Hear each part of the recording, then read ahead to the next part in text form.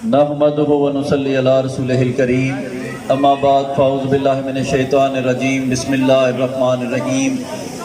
मेरे ताई काबिल एहतराम बुज़ुर्गों, नौजवानों, प्यारे बच्चों, जिथों तक मेरी आवाज़ जा रही है मैं अपनी मामा भैनों और बेटियां की खिदमत में सलाम अर्ज़ करना। अहलिया ने मछोड़ा, मैं तुहाडी बेपना मुहब्बत और पुरजोश इस्तकबाल और तुहाडा खलूस, जिस तरीके दे नाल तुसीं इत्थे मैनूं वेलकम किया, मेरा इस्तकबाल किया और मेरे वास्ते जो अल्फाज अदा किए ने, मैं और मेरा खानदान इंशाअल्लाह ताला इन्हां नूं याद भी रखांगे ते इन्हां नाल वफा भी करांगे। अहलिया ने मछोड़ा, मैं तुहाडा सारियां दा मशकूर ते ममनून हाँ। किसी फर्द का नाम लईओ बगैर मैं समझना कि तुसी सारे ही इस काफले का हरावल दस्ता हो, और हरावल दस्ता जिहड़ा हरावल दस्ता तुहानू पता है उसकी क्या अहमियत होंदी है। मेरे बुजुर्गों और साथियों, अज अल्हम्दुलिल्लाह मैं समझना कि 2013 दे विच जिहड़ी जिम्मेदारी अपने वोट दे एतमाद करके, अपनी खलूस और मुहब्बत का एतमाद करके मेरे मोंडियां दे उत्ते ते सलारे काफला चौधरी आबिद रजा दे मोंडियां दे उत्ते रखी, अल्लाह ताला दे फजलो करम दे नाल असीं उहनूं बखूबी अंजाम दिता है। और सानू ये फख्र है कि अल्लाह ताला दे फजलो करम दे नाल असीं तुहाडी अवाम दी अदालत विच भी सुरखरू होए और आखिरत वाले दिन अल्लाह दी बारगाह विच भी सुरखरू होवांगे, क्योंकि असीं अपना काम दयानतदारी दे नाल कीता है, इखलाक और इखलास दे नाल कीता है। और साडा तुहाडा रिश्ता कदे वोट दा रिश्ता नहीं। जिहड़ी तामीर और तरक्की है इस हलके दी, अल्हम्दुलिल्लाह अज पूरे पंजाब के अंदर जिस वेले तरक्की याफ्ता हल्कियां दा जिक्र होंदा है तो चौधरी आबिद रजा दा हल्का सब तो पहले नंबर ते होंदा है। और इसी बदौलत जिहड़ा तुसी अपने वोट का सही इस्तेमाल किया, और अज अल्लाह ताला ने तुहानू दोबारा मौका दिता है। एक मौका तुहानू मिलिया सी 2013 दे विच, जिहदे तहत तुसी सानू मुस्लिम लीग नून दे उम्मीदवारां नू कामयाब किया, सानू कामयाब किया ते नाल साडी जमात नू कामयाब किया, मियां नवाज शरीफ नू कामयाब किया। ते जिस वेले मियां नवाज शरीफ कामयाब होया और मुस्लिम लीग नून दी हुकूमत बनी, ते फिर मैं और तुसां देखिया असीं 18 घंटे दी लोड शेडिंग खत्म होंदियां भी देखी है, असीं दहशतगर्दी भी खत्म होंदियां देखी है, कराची दा अमन ते रोशनियां बहाल होंदियां भी तकियां ने, असीं गरीब नूं रोजगार मिलदियां भी देखिया, असीं कारपेट रोडां बनदियां देखियां ने, हॉस्पिटल बनदे देखे ने, कॉलेज बनदे देखे ने, स्कूल अपग्रेड होंदे देखे ने, असीं हर पासे खुशहाली देखी है, हर पासे अमन देखिया, हर पासे सुकून देखिया, असीं महंगाई नूं खत्म होंदियां भी देखिया।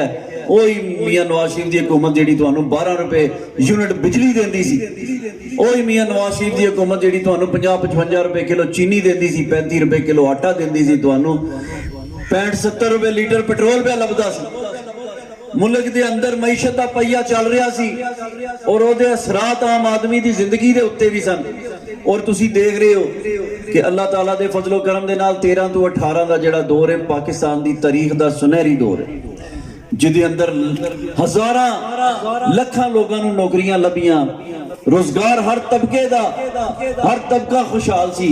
तुसी कोई भी कारोबार जिंदगी दा लै लो, वो अपनी अरूज दे उत्ते सी, मुल्क के अंदर खुशहाली सी, अमन सी। और फिर उन्हां तमाम साजिशां दे बावजूद मियां नवाज शरीफ की हुकूमत ने डिलीवर किया और एक ऐसे पाकिस्तान की बुनियाद रखी सी पैक की सूरत विच कि ऐस जिहड़ी आमन वाली नस्ल है इनू एक रोशन मुस्तकबिल वाला पाकिस्तान पे नजर आउंदा सी। असीं शायद सोचन ते लग पे सां कि हुण अल्लाह ने करम किया अगले 5 साल लभे ते जिहड़े साडे लगदे साडे भरा साडे अजीज़ो अकारब मजबूरी के तहत प्रदेश में जिंदगी गुजारते हैं, तो हो सकता है अल्लाह की जात पाकिस्तान दे वक्त लियावेगी कि वो वापस आ जाए, इन्नी खुशहाली इस मुल्क के अंदर होगी। मेरे बुजुर्गों और साथियों, फिर तुसी तके एक साजिश के तहत एक ऐसे टोले नूं लियांदा नाम निहाद तब्दीली का नारा ला के जी ये नवा पाकिस्तान बनाएगा, जिन्हें नौजवानों को बेवकूफ बनाया। पहला तो उन्होंने जेन साजी की और ये जेन साजी नौजवानों की की, मैं समझना बड़ा बड़ा जुल्म किया इस पाकिस्तान नाल और पाकिस्तान की कौम के नाल। उन्होंने उन्होंने लोगों की जेन साजी करके एक फितने नूं परवान चढ़ाया और एक ऐसे बदबख्त इंसान नूं इक्तदार दे ईवान दे उत्ते वोट चोरी के जरिए 2018 के इलैक्शन दे विच बिठाया। 2018 का इलैक्शन कोई साडा तुहाडा वोटां दा इलैक्शन नहीं सी।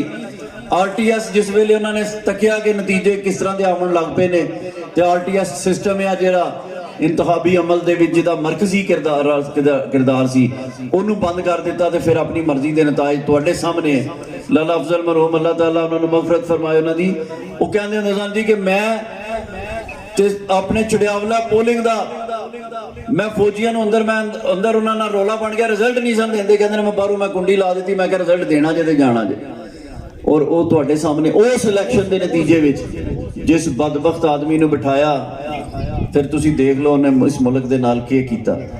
मुल्क दी मईशत तबाह की, इखलाकियात दा जनाजा कढ़िया।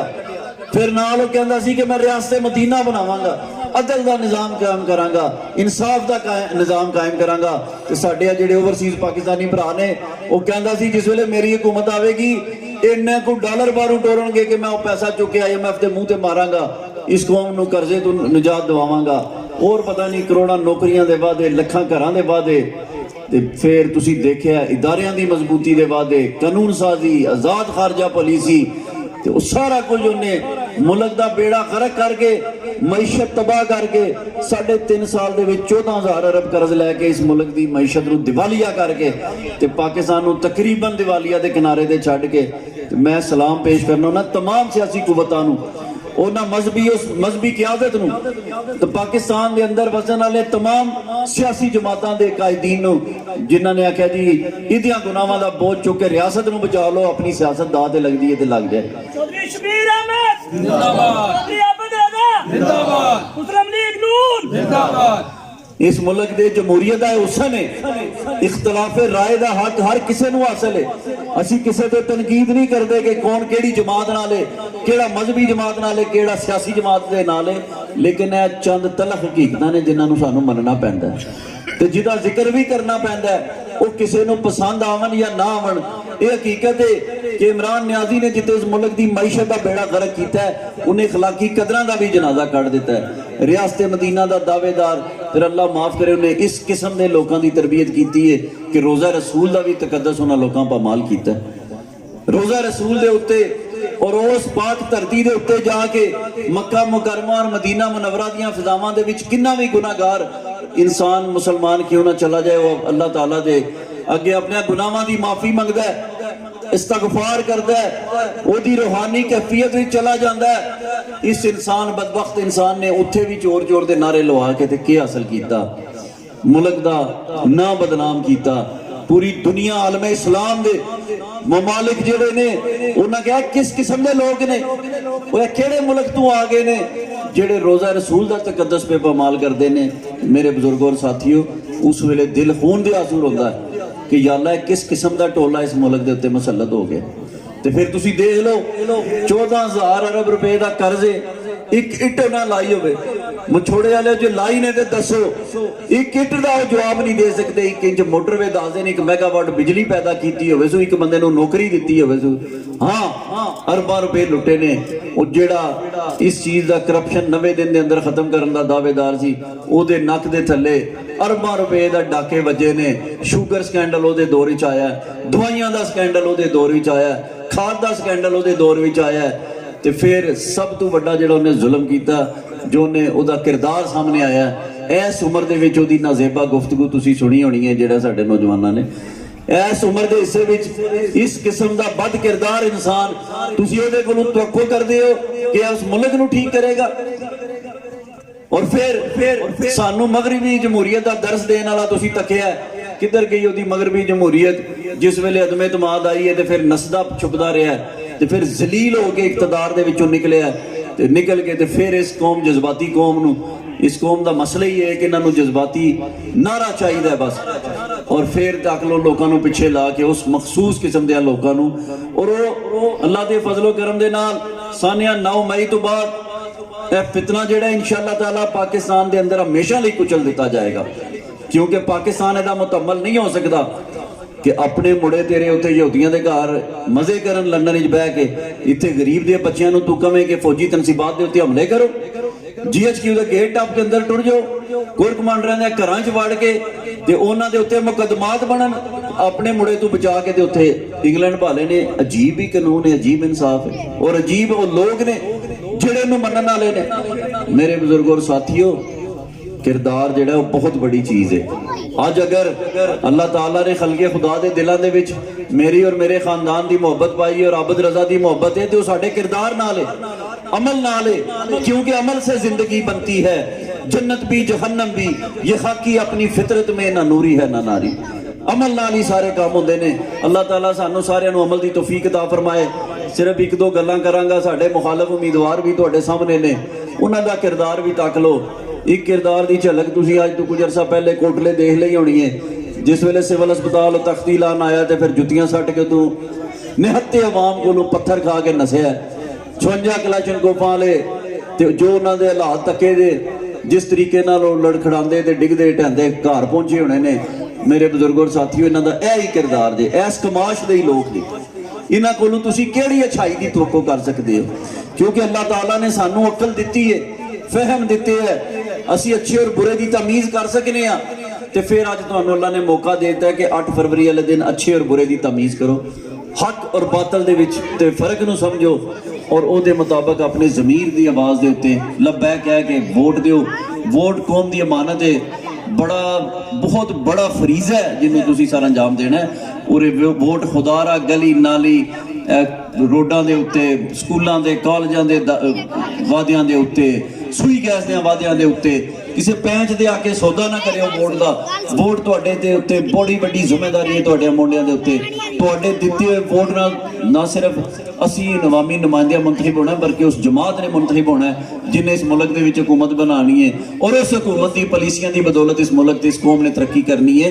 और अगर 13 विच तुसीं वो फैसला कीता ते उहदे समरात भी तक ले जे, ते हुण तुहानू अल्लाह ताला ने दोबारा मौका दिता है कि तुसी एक आज़ादाना मुनसिफाना तरीके दे नाल अपने वोट का इस्तेमाल करो, और वो इस्तेमाल इंज दा करो कि वही खुशहाली का सफ़र जिहड़ा 13 तो 18 शुरू किया सी, और जिहदे समरात अलहमदुलिल्लाह सलारे काफला आबद रजा दे और साडे हल्के तक पहुंचे ने, और जिहदी बदौलत अज इत्थे तमीर तरक्की दी मिसालां दित्तियां जांदियां ने। उस ही तमीर तरक्की के सफ़र में दोबारा असी और तुसी रल के शुरू करिए, और वो महरूमियां जिहड़ियां असी तुसी देखियां ने या साडे बजुर्ग तक गए ने, कम अज़ कम मासूम बच्चे जिहड़े छोटे ने, ये वो महरूमियां ना वेखन।